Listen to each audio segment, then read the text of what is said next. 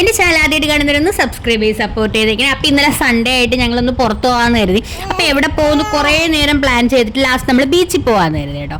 അങ്ങനെ ബീച്ചിൽ ചെന്നപ്പോൾ നല്ല തിരക്കായിരുന്നു. അത് മാത്രമല്ല നമ്മൾ മുമ്പ് പോയപ്പോൾ നിന്നടമൊക്കെ ഇപ്പോൾ കടൽ തിരങ്ങി കയറി കിടക്കായിരുന്നു. അത്രയ്ക്ക് നല്ല തിരയുണ്ടായിരുന്നു.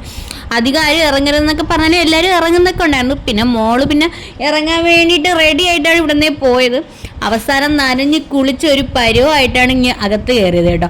ആദ്യമൊക്കെ ഇറങ്ങാൻ നേരത്ത് കാലിലും മണലൊക്കെ ആയപ്പോൾ ചെറിയൊരു എന്താ പറയുക മണൽ തട്ടിക്കളയൊക്കെ അങ്ങനെയൊക്കെ ആയിരുന്നു.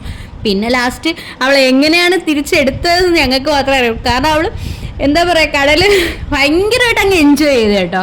നന്നായിട്ട് എൻജോയ് ചെയ്തു.